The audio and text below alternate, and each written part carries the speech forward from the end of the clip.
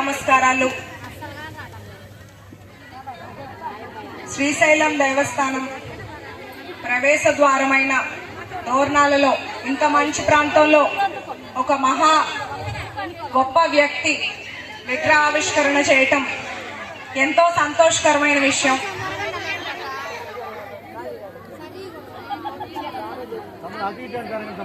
అన్న ఎన్టీఆర్ గారు ఒకవైపు సినీ నటుడిగా, ఇంకోవైపు ప్రజానాయకుడిగా ఒకే జీవితంలో రెండు చరిత్రలు సృష్టించారు. సమాజమే దేవాలయం, ప్రజలే దేవుళ్ళు అనే నినాదంతో రాజకీయాల్లోకి వచ్చి తెలుగువారి ఆత్మ గౌరవం కాపాడటానికి పార్టీని స్థాపించిన అనతి కాలంలోనే అధికారంలోకి వచ్చిన ప్రపంచంలోనే ఏకైక పార్టీ తెలుగుదేశం పార్టీ. సంక్షేమం ప్రవేశపెట్టింది తెలుగుదేశం పార్టీ, అభివృద్ధి చేసి చూపించింది తెలుగుదేశం పార్టీ, సంస్కరణలు తీసుకొచ్చింది తెలుగుదేశం పార్టీ.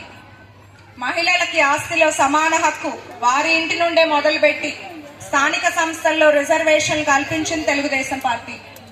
చదువుకున్న వాళ్ళని రాజకీయాల్లోకి తీసుకొచ్చింది తెలుగుదేశం పార్టీ. వెనుకబడిన వారికి ప్రాతినిధ్యం ఇచ్చింది తెలుగుదేశం పార్టీ. ఇలా కొన్ని సిద్ధాంతాలతో పార్టీని స్థాపించి ఎన్నో మంచి కార్యక్రమాలు చేపట్టారు. 2 రూపాయలకే కిలో బియ్యం, పెన్షన్, పక్కా ఇల్లు, జనతా వస్త్రాలు, పటేల్ పట్వారీ వ్యవస్థను రద్దు చేయటం, ఇలా ఏ సిద్ధాంతాలతో అయితే పార్టీని స్థాపించారో అవే సిద్ధాంతాల్ని గౌరవ ముఖ్యమంత్రి చంద్రబాబు నాయుడు గారు, విద్యాశాఖ మంత్రి లోకేష్ గారు ఎంతో బాగా పార్టీని ముందుకు తీసుకెళ్తున్నారు.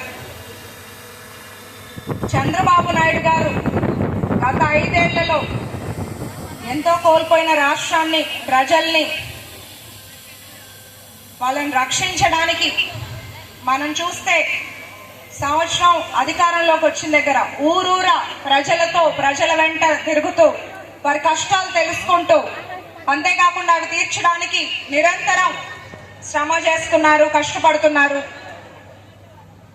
చంద్రబాబు నాయుడు గారి ఆలోచన విధానం ఎలా ఉంటుందంటే, ప్రజలకి సంక్షేమం ఇచ్చాం, ఏదో సబ్సిడీ చేశాం, ఉచితంగా ఇచ్చాం అన్నట్టు కాకుండా ప్రతి ఒక్క కుటుంబం ఆర్థికంగా నిలబడాలి, వాళ్ళ జీవన ప్రమాణాలు మెరుగవ్వాలి అనే విధంగా వారు ఆలోచన చేస్తారు. నెక్స్ట్ ఎలక్షన్ గురించి ఆలోచించకుండా నెక్స్ట్ జనరేషన్, భావి తరాలు బాగుండాలి అని ఆయన ఒక విజన్తో ముందుకెళ్తుంటారు. లోకేష్ గారు కార్యకర్తల సంక్షేమం కోసం, అట్లాగే పార్టీ విధానం చూసుకుంటూ, ఇంకో పక్క విద్యా వ్యవస్థను బలోపేతం చేస్తూ మంచి మంచి సంస్కరణలు తీసుకొస్తూ ఎన్నో పరిశ్రమలు రావడానికి కృషి చేస్తూ 20 లక్షల ఉపాధి అవకాశాలు యువతకు అందించాలి అనే సంకల్పంతో ముందుకెళ్తున్నారు. మనమందరం మంచి చేసే ప్రభుత్వాన్ని ఎప్పుడూ కూడా గుర్తుంచుకోవాలి. మీ ఆశీస్సులు ఉండాలి. నేను స్వల్ప తేడాతో ఓడిపోయినా ప్రజలు నామే చూసిన అభిమానం నేను ఎప్పటికీ మర్చిపోలేను. ఇంకా కష్టపడి మరింత ప్రజల్లో తిరుగుతున్నాను.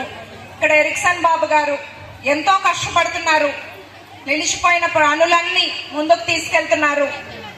ప్రజలందరికీ పార్టీలకు అతీతంగా సంక్షేమం అందేలా చూస్తున్నారు. మీ ఆశీస్సులు కూటమి ప్రభుత్వానికి ఎప్పుడూ ఉండాలి, అలాగే మా అందరికి కూడా ఉండాలి అని ఈ సందర్భంగా తెలియజేస్తున్నాను. నన్ను ఇక్కడికి ఆహ్వానించిన ఎరిక్సన్ బాబు గారికి, ఇక్కడకు వేదిక మీద ఉన్న పెద్దలందరికీ ధన్యవాదాలు.